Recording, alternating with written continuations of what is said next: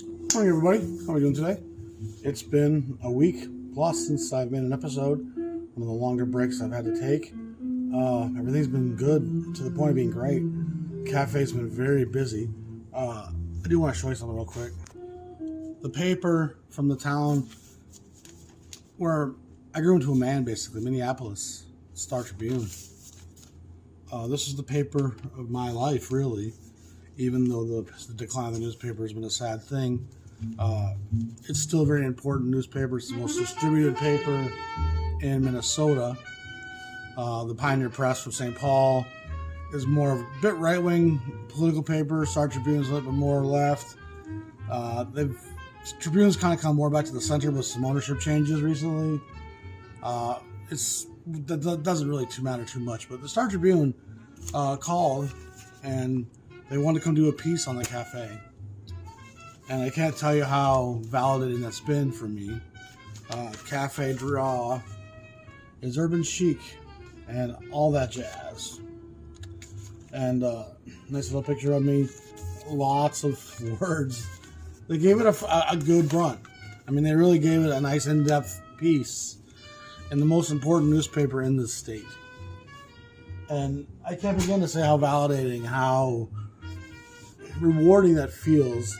And one of the things that's come out of this that I realize is it's actually more remarkable, this cafe being where it is.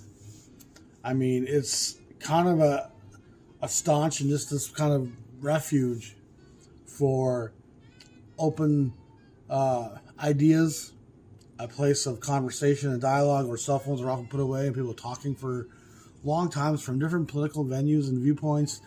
But, I mean, the conversations are stimulating and exciting and powerful. You know what I mean? I sat here with three fellows the other day, and I didn't see a cell phone for 90 minutes. I mean, we were just rambling. You know what I mean? Artists and writers, and I'm attracting people from around the state now with this article. It was never meant to be a political venture, but it certainly seems to have become that. There's a small percentage of the men in this town that wear their camouflage and have their big beards, and it seems like they would rather be seen dead than seen in here. And I think I've mentioned to you all before how sometimes they're forced to come with their wife and daughter. It's like they almost pull their hat down so their friends don't see them. And I never thought coffee was going to be that divisive.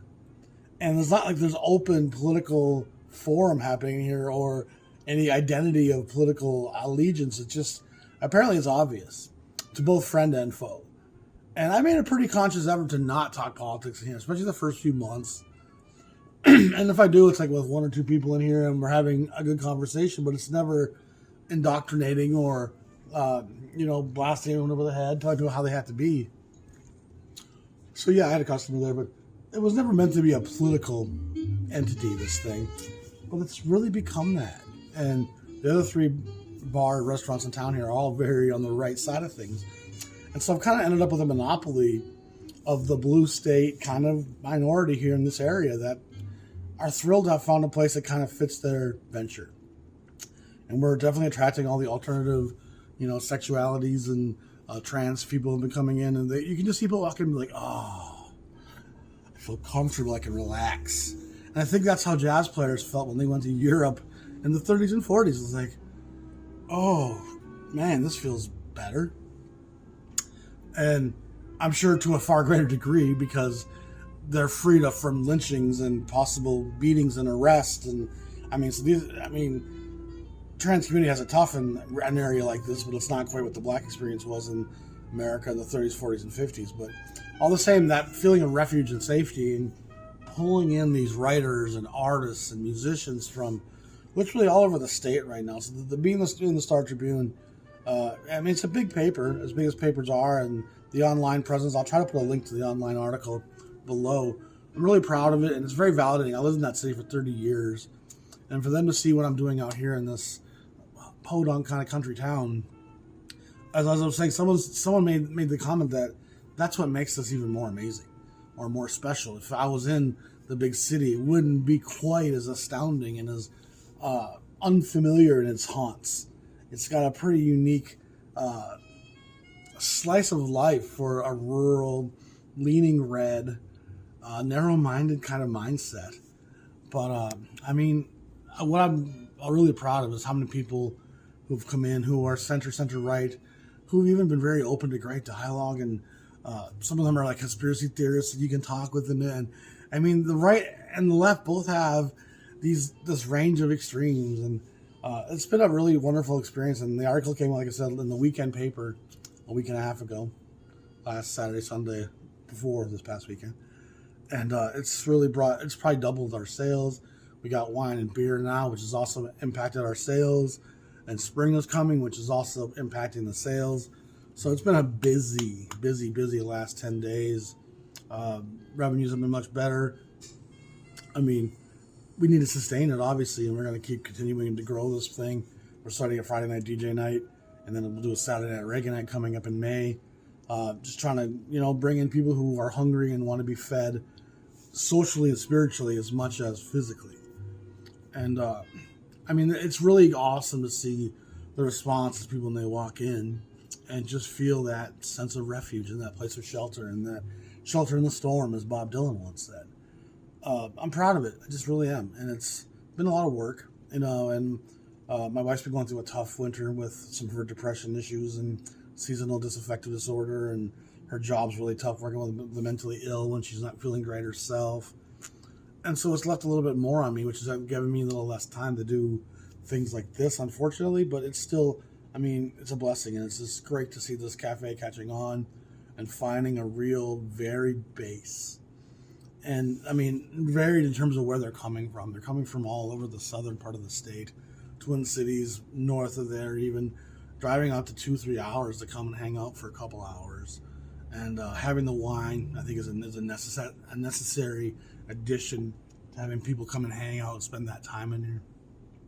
We're listening to a fun record right now, John Benson Brooks, who was a classical writer, kind of composer and arranger.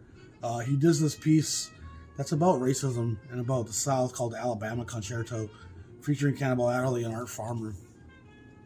It's a pretty tough piece to come by.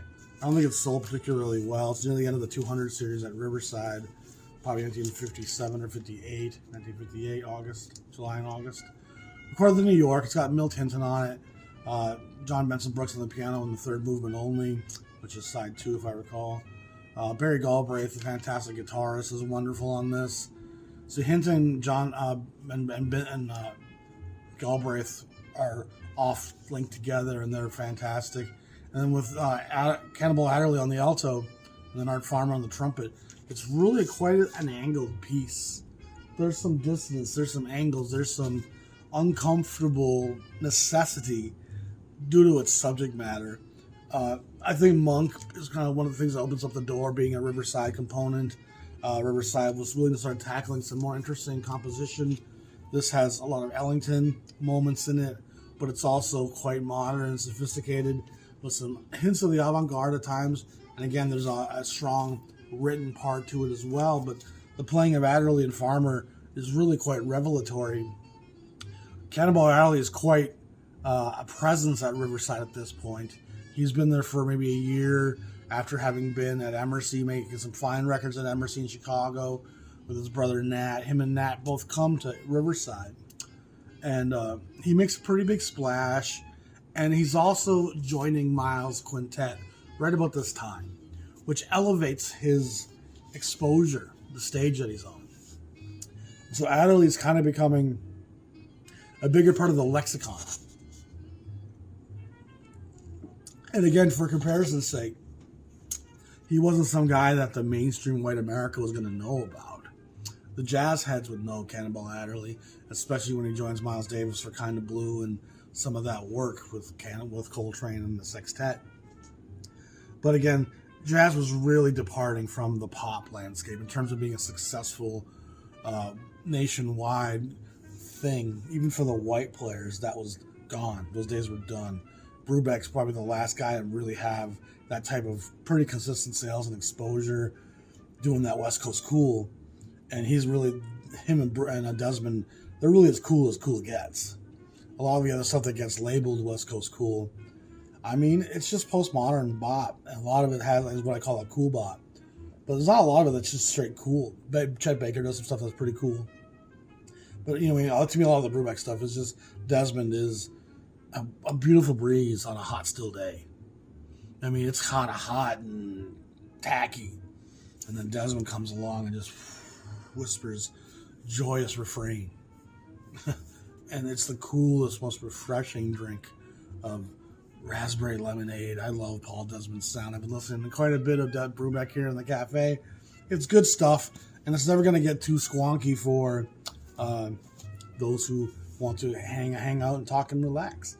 And I take some grief from people because I talk about the people out there professing all the difficult stuff.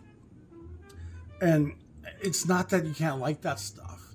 It's just get people to like the music. Be careful what you're always promoting and pushing. That's the point I'm always trying to make. I'm not trying to downgrade that stuff as much as I am saying, let's elevate this music so other people can love it. Play stuff that they're gonna like, oh, I like this. That's kind of where I'm trying to come from. It's like, as a DJ, I had to learn that kind of the hard way. And people don't want to be uncomfortable. They don't want to be on the edge of their seat with dissonance and squonking. They want to relax, and life is hard enough. And when you want something difficult, you can go to it. But if you want a difficult film or a really difficult piece of music, that's got to be your choice. The rest of the time, you got to serve something that's more accessible to people. And I think we need to be real careful in terms of how we present and push jazz and promote jazz, even to jazz newcomers. I mean, that's always my consciousness. That's what my thought has always been. It's like, it's okay to like Pharoah Saunders. It's fine to like Cecil Taylor. I mean, I get it.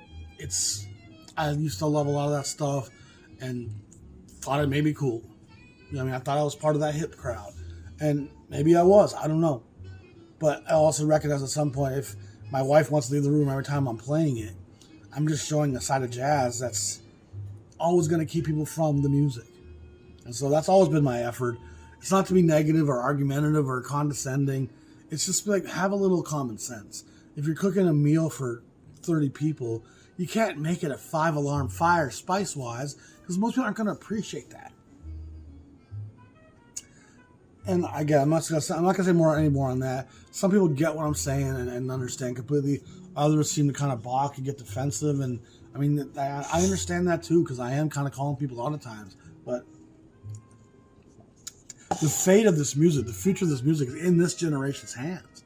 Not even my generation, that next generation.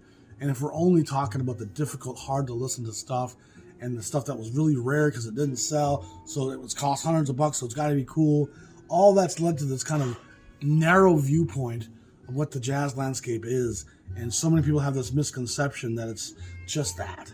It's got to shriek and honk and make me go like that for it to be jazz. And boy, I want that to change. I want more people to get that you can put on a Joe Puma record and get just as much from it, if not more, because it's easier to listen to. And even Brubeck, man, there's some fantastic movements on that stuff. But anyway, we're talking more about Cannonball Adderley right now. So Adderley's having quite a bit of pull and sway at Riverside.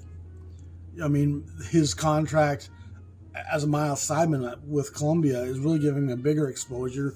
It's allowing his work at Riverside to reach more people, where he's still recording as a leader with a great quintet and sextet at times, including with Yusef Lateef in the early 60s. I mean, it's Cannonball's doing some great stuff. And Riverside, probably Orrin Keep News. I'm guessing Bill Grauer, is it? He's probably more at the financial side, so I guess the Keep News was the one who appoints Adderly to help him be a talent scout and help me to keep your ear to the ground. What's happening in the black jazz scene right now that's hip and cool and modern? We've got Bill Evans, we've got Thelonious Monk, we've got Johnny Griffin, we've got some good talent here. What's happening now around the scene? And Adderly was very tuned into that. A, his work with Miles Davis. B, his work in Chicago, his work at Emerson, some of Savoy. He's connected with a lot of the jazz greats, and he's really well affiliated with what's happening in the black community. And something that the white promoters, producers, and engineers always are going to need is someone with an ear to the ground, knowing what's happening in the black community, what the new language on the streets is. And that's where Adderly kind of comes in here. And I don't know if you were listening to that in the background, but there's some real elements of dissonance and agony and pain and sorrow. And again, it's talking Alabama Concerto. So it's from that time frame, it has like a political undercurrent without any question. We're going to talk about now the series that Adderly brings artists to Orange Keep News and Riverside. And it's the Cannonball Adderley presenting series. And it runs 10 LPs. And we're going to run through these kind of quickly. Starting with this fantastic The Sound of Wide Open Spaces, James Clay and David Fathead Newman. And this is a fantastic record. A real, almost soul groove. Elements of jump blues, Texas blues. But it's also got a lot of kind of hard driving bop. Not bebop, but it's more of a hard bop meets a hard driving jazz soul jazz. Like it's really great. And James Clay's fantastic, as is David Fathead Newman.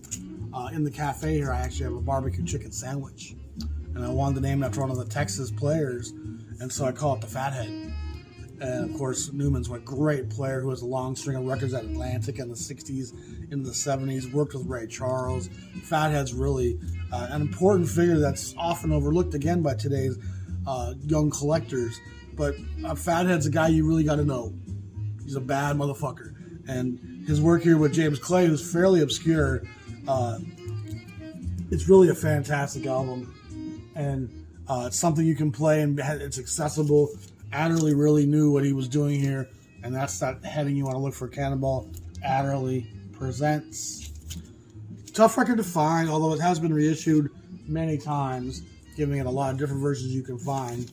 Number 2, his first one here was number 327. All right, so Adderley has been at the label for about a year, maybe a year and a half, and his records go back to probably 270 in this series. The modern series, which starts at 200 for Riverside. And he's already probably got 3 or 4 records of his own here. He's working with Miles at this point. So 327 is that. Number 329, 2 titles later, he introduces Dick Morgan, a fantastic pianist from the Washington, D.C. area. He works in a trio format most of the time. It's a pretty cool cover, kind of inspired by some of Reed Miles' work, I think, from the same time. But it's also supposed to be a bit of like a sign. What do you call those signs that you see outside of like theaters and stuff? But it's Dick Morgan, an exciting new piano star recorded live in Washington, D.C. at the Showboat. Cannonball Adderley presents. And like I said, he was a D.C. guy. He ends up with 2 or 3 more records at Riverside, and they're really good records. They're really good. He's got some hints of Ellington in them, hints of a little bit of a Monk at times, but he's also got just a lot of good stride and really good rhythm and blues like an Errol Garner, or even like Wynton Kelly at times. Number 332, so again, 3-4 titles later, is the Texas Twister, Don Wilkerson. And this record is fantastic with Billy Higgins, Barry Harris, Sam Jones, Nat Adderley, and Leroy Vinegar. So you have some West Coast cats. You have his brother Nat. You have Barry Harris out of Detroit. The great Billy Higgins, the great Sam Jones on the bass. A great session. I believe Wilkerson was from Louisiana, but he cut his teeth a lot in the Texas scene. So he was again one of those kind of Texas tenormen in terms of his tonality and his sound, how he played. There's some barbecue sauce dripping off the side of his horn at times. I mean, it's got that Texas blues roadhouse feel. It's open and it's big and it's broad and thick, and the meat's cut like that. You know, it's got a swing to be from Texas. And the brothers from Texas were a hard-cut bunch of fellas. Let's just be honest. You have it tough in Harlem, you have it tough in Detroit, you have it tough in Alabama. But in Texas, everything's a little bigger. And that means the rednecks come a little bit redder, and the brothers got to be a little bit thicker in their skin. And so it's an interesting dynamic, the sound of the Texas jazz scene, that rhythm and blues, jump blues, Louis Jordan kind of influenced. It's all really coming out with that passionate hint of vinegar. Pardon the pun. Fantastic stuff. Huge fan of Wilkerson. He makes a few records at Blue Note after this, which are also fairly tough to come by. That's a record worth finding. Then again, 335, and only a couple titles again later. So they're coming heavy and thick here. Boom, boom, boom. These 10 releases come pretty quickly. The Mangione Brothers, Sextet, Cannonball Adderley presents the Jazz Brothers. And that's Chuck Mangione, Gat Mangione, who of course went on to real commercial fame in the 70s and 80s. I believe Paul Serrano's in this group. Sal Nistico, Larry Combs. No, Paul Serrano, but not Sal Nistico's in this. Fantastic. New York, 1960. This is straight ahead forward jazz. I mean, these guys are playing. They're driving. It's explosive stuff. A lot of fiery young cats waiting to prove themselves. So Adderly wasn't bringing in the weak, maybe we can do these guys. Adderly is bringing in the cats that these guys got it. You know, these guys got it. And then we have the great Clifford Jordan here, who was a Chicago native, number 340. It's a cool cover. Again, feels like a bit of a Reed Miles influence there. Fantastic player on the tenor. Here was Cedar Walton, who's a pretty young kid at this point. Spanky DeBress is on the bass, who this would have been after his time in the Jazz Messengers with Blakey. He's with Blakey 56 and 7. And so here we are in 60, probably 60 still. And so you see a Spanky DeBress sighting. Albert Heath, the great Philly drummer, in August of 1960, this is recorded. And so fantastic record, hard, aggressive, driving hard bop. A dynamic player, some of Coltrane's tone, some of Rollins' tone, but also some of his own Chicago sound with that blues influence and that black gospel church influence.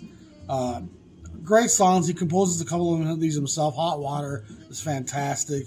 Lush Life, of course, the Billy Strayhorn piece is wonderful. Clifford Jordan looks like he writes 4 of the pieces of the 7 on here. But great stuff. Tough record to come by once again. Number 343. Again, Texas Tenorman, the great Bud Johnson. He plays with Basie for a while. He's around the swing band scene for a long. I think he might have played with not Lucky Millinder. The great swing band, black guy. Can't think of his name. And the swing era, white cats played with white bands. Black cats played with black bands. There's very few exceptions from the 30s and the 40s. But he was on the scene for a long time. A wonderful guy, influenced by Coleman Hawkins, influenced by Illinois Jack Kett, influenced by Ben Webster. But he's that Texas sound, just filled with the blues, filled with black gospel and church. A wonderful, rich, creamy, but powerful tone. I mean, he's expressing some Southern comfort. He's going to get in your ear and just tell you. My phone just wanted to, all of a sudden, boom, my phone needs to be updated.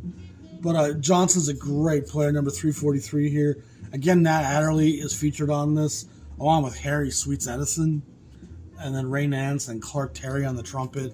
Real talent here. We also have Joe Benjamin on the bass, Herb Lavelle on the drums, Jimmy Jones or Tommy Flanagan on the piano, Ray Nance, of course, on the trumpet, who plays with Ellington for a long time.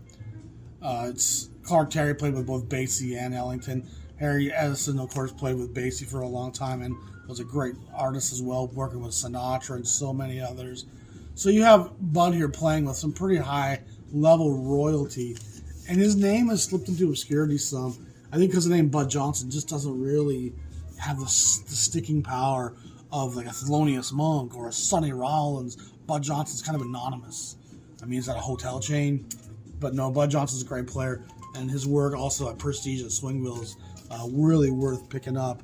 And I mean, Illinois Jack Kett and Bud Johnson and those Texas guys, man, it's really fantastic stuff. This is Lenny McBrown and the Four Souls, Eastern Lights. He's a drummer. This is a great band. If I remember out of Philly, if I recall, number 346. So again, they're coming pretty fast and furious here. And this is good, aggressive, young hard bop, played by a young group. Donald Sleet's on the trumpet, who gets a record at Riverside not long after this. Daniel Jackson's on the tenor sax, who's a fairly anonymous player. Terry Trotter on the piano, Jimmy Bond on the bass.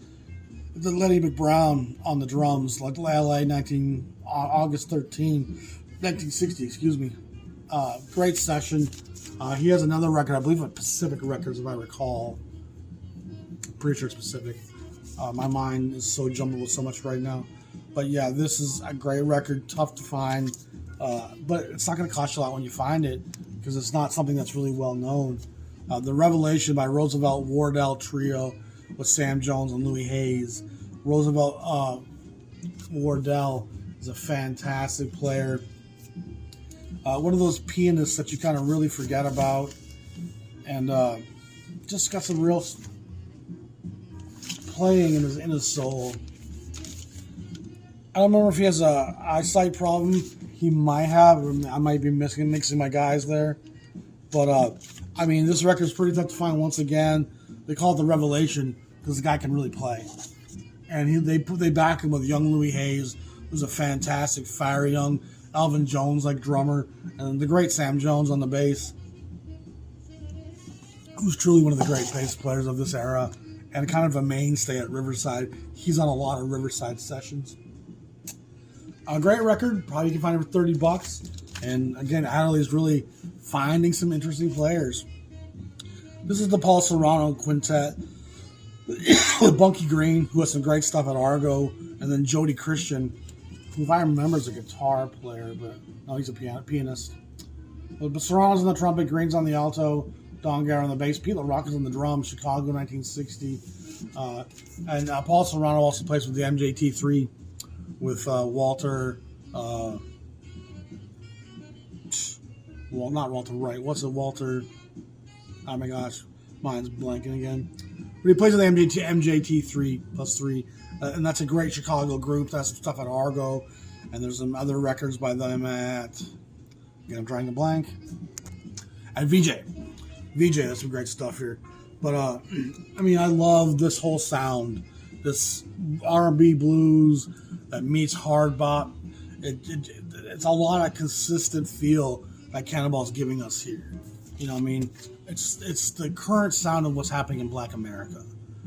Influenced by the church, influenced by the jazz history, influenced by jump blues, influenced by hard bop and bebop. It's never just one thing, though. People think, oh, this is just a bebop. That's never the case. Parker doesn't play bebop all the time. Gillespie certainly didn't play bebop all the time. It was an innovation that you used at points. And sometimes you played a lot of bebop, depending on who you were playing with. Other times it was just something that you had in your repertoire when you busted out a few lines. I mean, there's so many influences to what black music was about at this point. And Cannonball's is really saying, this is the milieu, the stew that we're creating here in 1960s, 59, 61, and bringing stuff to Orrin Keepnew's attention at Riverside, and they're just pushing this stuff out. And I think one of the great travesties in jazz is Bill Grauer's passing and the dissolution of Riverside Records in 62. I mean, what they were doing was as good as Blue Note, better than Prestige, well packaged, well produced, well put together, well thought out lineups, some pretty cutting edge.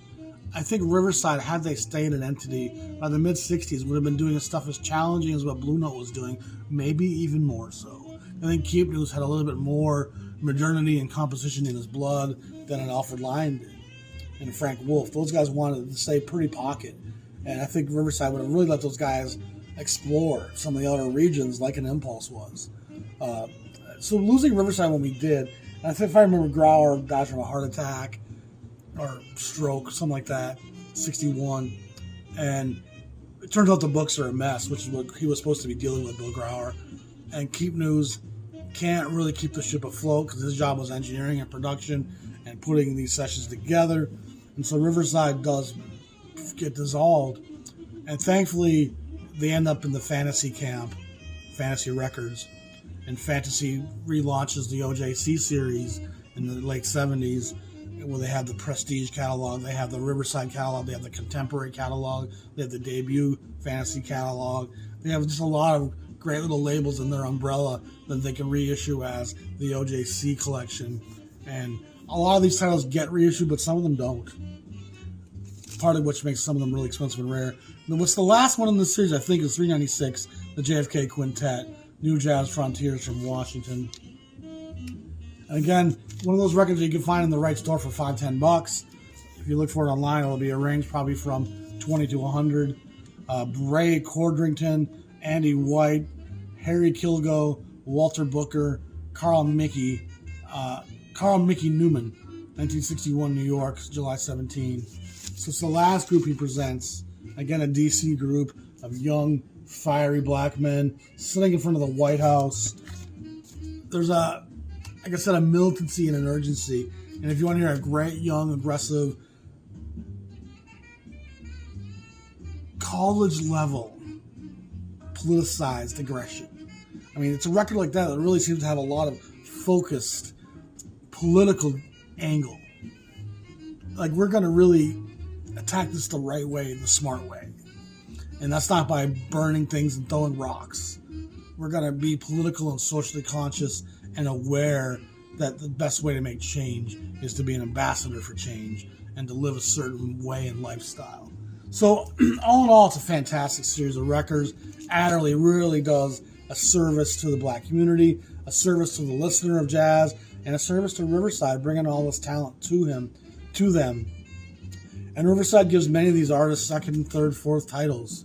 So they're all pretty, some of them only did one record, obviously, but there's some great stuff from a lot of these players that stayed around Riverside. And of course, Riverside wasn't too long for this world anyway by 61. They had a couple of years left.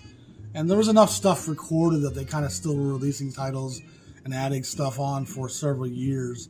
But it's a real loss when Riverside falls apart, and is truly the best label of that era that dissolves that early. Blue Note doesn't really dissolve, they get bought out. You know, Prestige sticks around and adapts and morphs. Verve's adapting and morphing.